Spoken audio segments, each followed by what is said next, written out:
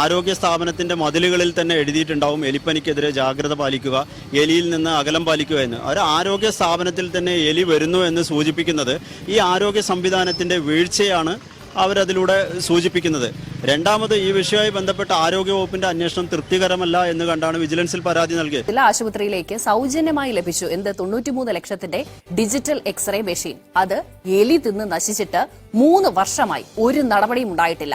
ആശുപത്രി അധികൃതരുടെ ഗുരുതര അനാസ്ഥ മൂലമാണ് നശിച്ചതെന്ന ആരോപണം ഉയർന്നതിന് പിന്നാലെ വിജിലൻസ് അന്വേഷണം നടന്നെങ്കിലും കാര്യമായ നീക്കമൊന്നും ഉണ്ടായില്ല.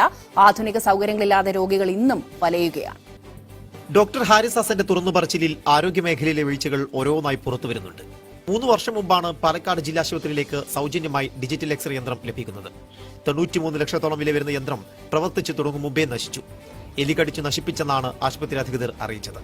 യന്ത്രം നന്നാക്കിയെടുക്കാൻ 32 ലക്ഷം വേണമെന്നിരിക്കെ അതിലും നടപടിയുണ്ടായില്ല. അനാസ്ഥയിൽ എലിയെ പഴിചാരി ഉദ്യോഗസ്ഥർ രക്ഷപ്പെടുകയാണെന്നാണ് ആരോപണം. ആയിരക്കണക്കിന് രോഗികൾക്ക് ആശ്വാസമാവേണ്ടിയിരുന്ന യന്ത്രം ചിതലൊഴിഞ്ഞ് ഇരുട്ടിൽ തന്നെയുണ്ട്. അതുപോലൊരു യന്ത്രം പിന്നെ ആശുപത്രിയിലെത്തിയിട്ടുമില്ല. ജില്ലയിൽ ഏറ്റവും കൂടുതൽ രോഗികൾ ആശ്രയിക്കുന്ന ആശുപത്രിയിൽ എക്സ്റേക്കും സ്കാനിങ്ങിനും ഇതുപോലെ പുറത്തേക്കോടുകയാണ് ഓരോ രോഗികളും.